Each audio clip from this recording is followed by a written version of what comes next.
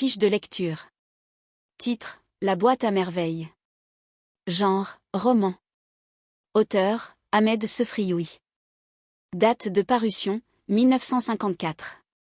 Édition, Librairie des écoles. Contexte historique, colonisation française. L'auteur. Qui est Ahmed Sefrioui? Ahmed Sefrioui, écrivain marocain, est né en 1915 à Fès. De l'école coranique aux écoles de Fès, en passant par la découverte de la langue française, se fait un cheminement que l'on retrouve dans ses écrits historiques. Après de brillantes études, il devient conservateur de musée, toujours dans la ville de Fès, ville que l'on retrouve dans la plupart de ses écrits, puis à la direction du tourisme à Rabat. C'est l'un des premiers fondateurs de la littérature marocaine d'expression française. Il sera à l'origine de la création de nombreux musées comme Bata, Oudeya et Bab-Roi. Il meurt le 25 février 2004 à Rabat à l'âge de 89 ans. Ses œuvres. Le Chapelet d'ambre, édition Julliard, apparu en 1949, recueil de nouvelles mystiques dans lequel il évoque la Médina de Fès. Il obtient le Grand Prix littéraire du Maroc, pour la première fois attribué à un Marocain. La boîte à merveilles, édition Le Seuil, apparu en 1954, qui raconte les souvenirs d'un enfant nommé Sidi Mohamed. Ce roman autobiographique apparaît comme le texte inaugural de ce qui est aujourd'hui la littérature marocaine d'expression française. La maison de servitude, SNED, c'est-à-dire Société nationale d'édition et de diffusion en Algérie apparue en 1973, roman métaphysique, suite informelle de la boîte à merveilles. Le jardin des sortilèges ou le parfum des légendes, édition L'Harmattan apparu en 1989, recueil de contes puisés dans le fond de littérature orale des milieux populaires traditionnels. Le ciel bleu, édition L'Harmattan, en 1978, nous plonge dans la vie d'une famille marocaine confrontée aux réalités du quotidien dans un village où les personnages font face à des. L'histoire. La boîte à merveilles, la symphonie des 3 saisons. L'hiver, le printemps et l'été. Premier roman de Sefrioui, La boîte à merveilles, une suite de scènes et de tableaux, raconte la vie quotidienne d'une famille populaire dans la vieille ville de Fès. Dès son ouverture, le roman ne manque pas d'installer une ambiance exotique. Un regard pittoresque sur un monde plein de tendresse, de couleurs et de parfums. C'est bel et bien un album, pour reprendre l'expression du narrateur, dont le lecteur tournera les pages. Un album haut en couleurs qui nous fera parcourir 3 saisons et nous mènera de découverte en découverte, explorer la société marocaine du début du XXe siècle, mode de vie, traditions, rituels et vision du monde. D'avoir masqué la réalité politique de l'époque, colonisation française, laisse entrevoir un parfum d'exotisme et fait penser à un film documentaire d'ethnographe. Schéma narratif. État initial. L'auteur-narrateur personnage vit avec ses parents. Rien ne perturbe sa vie heureuse. Cette phase occupe une place importante dans le récit, du chapitre 1 jusqu'au chapitre 8. L'ampleur de cette étape traduit la félicité dans laquelle baigne le petit enfant. D'ailleurs, il est plongé dans un monde merveilleux. Élément perturbateur, ce qui trouble cette félicité, c'est la ruine du père qui a perdu son capital, l'argent qu'il portait sur lui est tombé quelque part dans un souk. Péripéties, le voyage du père à la campagne, où il exerce un travail pénible afin de pouvoir amasser de l'argent nécessaire pour se rétablir dans son atelier. Chapitres 8, 9, 10 et 11. Le congé accordé au petit qui ne va pas à l'école coranique à cause de sa faiblesse. La tristesse de la mère qui se rend au mausolée et consulte les voyants. Dénouement, le retour du père. Situation initiale. Le retour de l'équilibre, le bonheur. La réouverture par le petit de sa boîte à merveilles. Personnages principaux de l'œuvre. C'est l'auteur-narrateur personnage principal. Il est le fils de Lala Zoubida et de Sidi Abdeslem. Il s'appelle Sidi Mohamed. Âgé de 6 ans, il se sent seul bien qu'il aille au Msid. Il a un penchant pour le rêve. C'est un facile d'origine montagnarde qui aime beaucoup sa boîte à merveilles, contenant des objets mêlés. Il souffre de fréquentes diarrhées. La boîte à merveilles. Le véritable ami du narrateur. Elle contenait des boules de verre, des anneaux de cuivre, un minuscule cadenas sans clé, des clous à tête dorée, des encriers vides, des boutons décorés, des boutons sans décor, un cabochon, c'est-à-dire bouchon en verre ou en cristal de forme arrondie, de verre à facettes offert par Rama et une chaînette de cuivre rongée de verre de gris offerte par Lala Zoubida et volée par le chat de Zineb. Lala Zoubida. La mère du narrateur. Une femme qui prétend être la descendante du prophète et sans vante, ça veut dire sans flatte. Elle croit aux superstitions. Ses yeux reflètent une âme d'enfant, elle a un teint d'ivoire, une bouche généreuse et un nez court. Elle n'est pas coquette. Âgée de 22 ans, elle se comporte comme une femme vieille. Sidi Abdeslem. Le père du narrateur, homme d'origine montagnarde. Il s'installe à Fès avec sa famille après avoir quitté son village natal situé à une 50aine de kilomètres de la ville. Il exerce le métier de tisserand, c'est-à-dire fabricant des tissus. Grâce à ce métier, il vit à l'aise. Homme fort et de haute taille. Un homme barbu que le fils trouve beau. Il a la quarantaine. La Chouafa. Voyante, c'est la principale locataire de Dar Chouafa et on l'appelle Tante Kenza. Driss El Awad. C'est un fabricant de charrues. Il est époux de Rama. Il a une fille âgée de 7 ans qui s'appelle Zineb. Fatma Bziouya. Elle partage avec la famille du narrateur le 2e étage, son mari Alal est jardinier.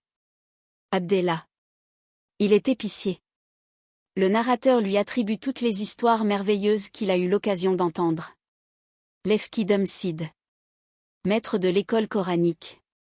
Il somnole pendant que les écoliers récitent les versets du Coran. Il distribue des coups de baguette au hasard. Un grand maigre à barbe noire, dont les yeux lançaient des flammes de colère et qui habitait rue Giaf. Lala Aïcha. Une ancienne voisine de Lala Zoubida, c'est une shérifa qui a su rester digne malgré les déceptions du sort et dont la connaissance flattait l'orgueil de Lala Zoubida. Driss le Teigneux. Fidèle serviteur de Sidi Abdesalem, il garnissait, ça veut dire remplissait, les canettes et faisait les commissions. Amoussa. Amoussa, c'est le camarade de classe de Sidi Mohamed. Son vrai nom est Azouz Berada. Sidi El Arafi. Sidi El Arafi, c'est un voyant chez qui la mère du narrateur se rend avec Lala Aïcha pour le consulter, il habite le quartier Sefa. Zor. Zor est une voisine de Lala Aïcha. Les déclencheurs du récit dans la boîte à merveilles. La boîte à merveilles s'ouvre sur une prise de conscience du narrateur d'un état durable d'insomnie et de solitude, la phrase qui le montre dans le roman, « Moi, je ne dors pas. Je songe à ma solitude et j'encense tout le poids, et se transforme en quête de vérité. » La nuit et le poids de la solitude déclenchent le récit. Le narrateur adulte se penche sur son passé à la recherche de réponses possibles, la phrase qui le montre, « Ma solitude ne date pas d'hier », page 3, ou à la recherche de réconfort, dans la phrase, pour égayer ma solitude, pour me prouver à moi-même que je ne suis pas mort. Page 6. La quête se fondera sur la mémoire fabuleuse de l'enfant de 6 ans, la phrase qui le montre, cire fraîche, les moindres événements s'y gravaient en images ineffaçables jusqu'à cet album, page 6. Les outils de l'enquêteur sont donc les images d'un album. Portraits et paysages se succéderont au fur et à mesure qu'il en tournera les pages. L'abondance de l'imparfait est justifiée par la dominance du descriptif. La nostalgie orne le récit de couleurs, de parfums et de tendresse. La perception de l'enfant l'entraîne dans le monde du merveilleux et de la magie. L'espace dans la boîte à merveilles. Le déplacement de l'enfant s'associe à la rencontre de l'aventure et à la quête de la connaissance. On peut réduire l'itinéraire dans le cas de la boîte à merveilles à un schéma simple, 2 types de bases dominent. L'aller au retour. L'initiation et la conquête. L'enfant revient toujours à son point de départ, la maison, plus exactement la pièce occupée par sa famille. L'espace offre un spectacle, plus qu'il ne sert de décor à l'action, cette dernière n'étant pas privilégiée. Il est soumis au regard du personnage. L'enfant se dresse en spectateur. La relation entre le lieu et son état d'âme est forte. Une correspondance symbolique s'établit entre l'enfant et les lieux décrits. Le temps dans la boîte à merveilles. Le temps est vague, imprécis, flou. Premier repère, l'âge du personnage principal, 6 ans. L'enfant narrateur a une conception du temps motivée par l'attente, celle de son père chaque soir et celle de grandir. L'écoulement du temps est saisi dans une logique arithmétique. Matin et soir font une journée, les jours font des mois, les mois des saisons et les saisons l'année. Une journée ordinaire est marquée par le réveil, le MCD, les jeux, les conversations des voisines, et le retour du père, tard le soir. Les jours de la semaine retracent plus des activités habituelles, lundi, jour de lessive, mardi, journée particulièrement redoutée homicide. Un événement exceptionnel comme un retour précipité du père à la maison ou la visite d'un étranger constitueront un repère. Ainsi, l'Achoura, fête qui va bouleverser la vie quotidienne de l'enfant, les différentes visites de Lala Aïcha, le départ du père vont permettre de construire une suite justifiant un déroulement chronologique. Les indicateurs de temps renforceront cette chronologie par le marquage des saisons, l'hiver, 3 chapitres, le printemps, 4 chapitres et l'été, 5 chapitres.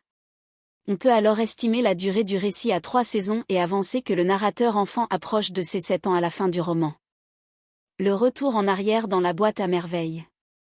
La solitude et la mélancolie incitent le narrateur adulte à faire un retour en arrière pour chercher les origines de cet état durable et avéré. Ce retour s'effectue grâce aux images de cet album qu'est la mémoire de l'enfant.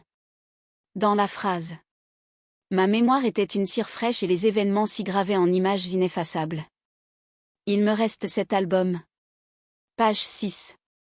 Premières images, un enfant seul cherchant vainement à attraper un moineau, à l'écart des enfants de son âge et étrangers à leur jeu. Le narrateur enfant prend le relais et présente un enfant troublé par les rituels de la voyante. Démons et sorcières hantent son imagination.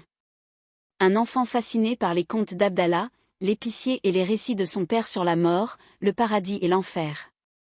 La séance du bain mort laisse entrevoir cette relation entre le présent et le passé. Phrase justificative. Je crois n'avoir jamais mis les pieds dans un bain mort depuis mon enfance. Une vague appréhension et un sentiment de malaise m'ont toujours empêché d'en franchir la porte.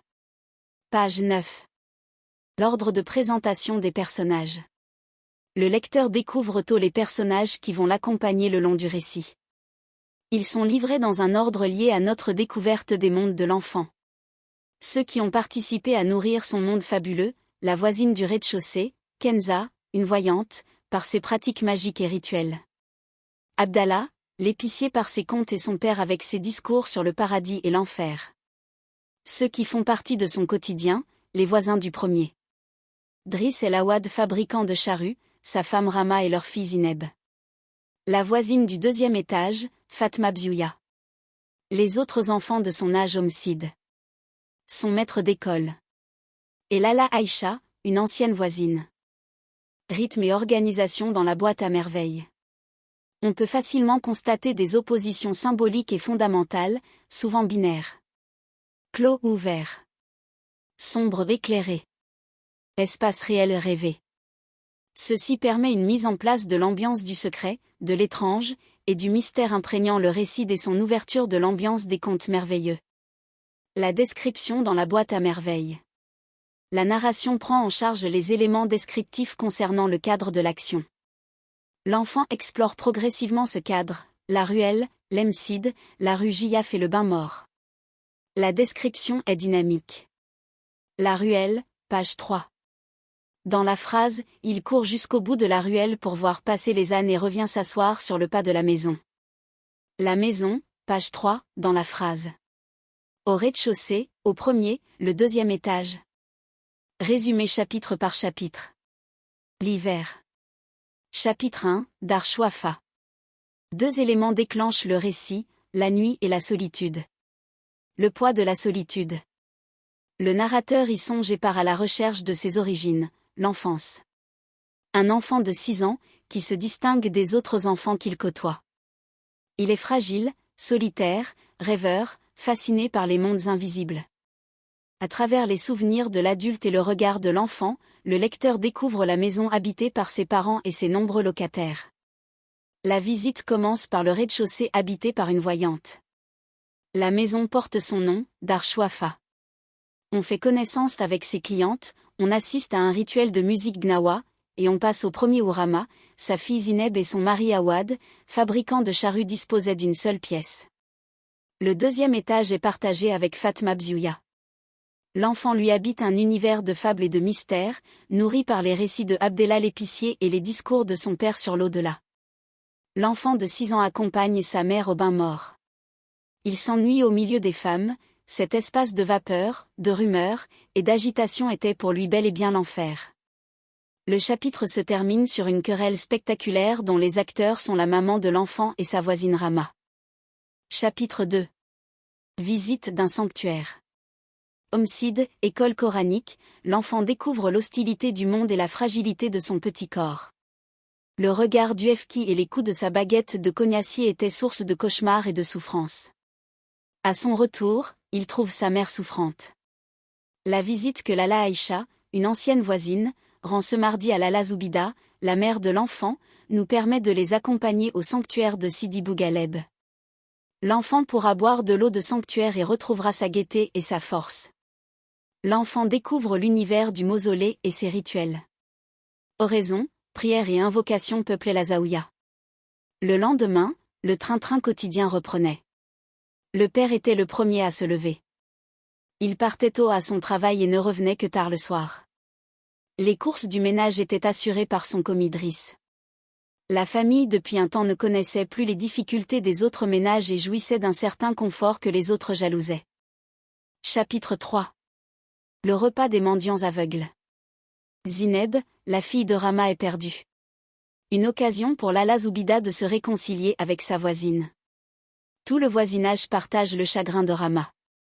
On finit par retrouver la fillette et c'est une occasion à fêter. On organise un grand repas auquel on convie une confrérie de mendiants aveugles. Toutes les voisines participent à la tâche. Darshwafa ne retrouve sa quiétude et son rythme que le soir. Le printemps. Chapitre 4. Les ennuis de Lala Aïcha. Les premiers jours du printemps sont là. Le narrateur et sa maman rendent visite à Lala Aïcha. Ils passent toute la journée chez cette ancienne voisine. Une journée de potin pour les deux femmes et de jeu avec les enfants du voisinage pour le narrateur. Le soir, Lala Zoubida fait part à son mari des ennuis du mari d'Alala Aïcha, Moulay Larbi avec son ouvrier et associé Abdelkader. Ce dernier avait renié ses dettes et même plus avait prétendu avoir versé la moitié du capital de l'affaire. Les juges s'étaient prononcés en faveur de Abdelkader. L'enfant, lui, était ailleurs, dans son propre univers, quand ce n'est pas sa boîte et ses objets magiques, c'est le légendaire Abdellah l'épicier et ses histoires. Personnage qu'il connaît à travers les récits rapportés par son père. Récits qui excitèrent son imagination et l'obsédèrent durant toute son enfance. Chapitre 5. L'école coranique. Journée homicide. L'Efki parle aux enfants de l'Achoura. Ils ont 15 jours pour préparer la fête du Nouvel An. Ils ont congé pour le reste de la journée. Lala Aïcha, en femme dévouée, se dépouille de ses bijoux et de son mobilier pour venir au secours de son mari. Sidi Mohamed Ben Tahar, le coiffeur, un voisin est mort. On le pleure et on assiste à ses obsèques. Ces funérailles marquent la vie du voisinage et comptent parmi les événements ayant marqué la vie de l'enfant. Chapitre 6. Préparatifs de la fête. Les préparatifs de la fête vont bon train homicide. Les enfants constituent des équipes. Les murs sont blanchis à la chaux et le sol frotté à grande eau. L'enfant accompagne sa mère à la Kissaria. La fête approchait et il fallait songer à ses habits pour l'occasion. Il portera un gilet, une chemise et des babouches neuves. De retour à la maison, Rama insiste pour voir les achats faits à la Kissaria. Le narrateur est fasciné par son récit des mésaventures de Si Othman, un voisin âgé, époux de Lala Khadija, plus jeune que lui. Chapitre 7. La fête de l'Achoura. La fête est pour bientôt. Encore 2 jours. Les femmes de la maison ont tout acheté des tambourins de toutes formes. L'enfant lui a droit à une trompette. L'essai des instruments couvre l'espace d'un bourdonnement sourd. Homicide, ce sont les dernières touches avant le grand jour. Les enfants finissent de préparer les lustres. Le lendemain, l'enfant accompagne son père en ville. Ils font le tour des marchands de jouets et ne manqueront pas de passer chez le coiffeur. Chose peu appréciée par l'enfant. Il est là à assister à une saignée et à s'ennuyer des récits du barbier. La rue après est plus belle, plus enchantée. Ce soir-là, la maison baigne dans l'atmosphère des derniers préparatifs. Le jour de la fête, on se réveille tôt, 3 heures du matin. L'enfant est habillé et accompagne son père homicide célébrer ce jour exceptionnel. Récitation du Coran, chant de cantiques et invocations avant d'aller rejoindre ses parents qui l'attendaient pour le petit déjeuner. Son père l'emmène en ville.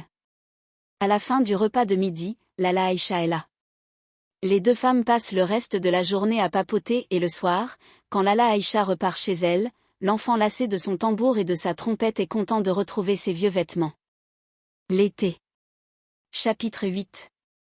Les bijoux du malheur. L'ambiance de la fête est loin maintenant et la vie retrouve sa monotonie et sa grisaille. Les premiers jours de chaleur sont là.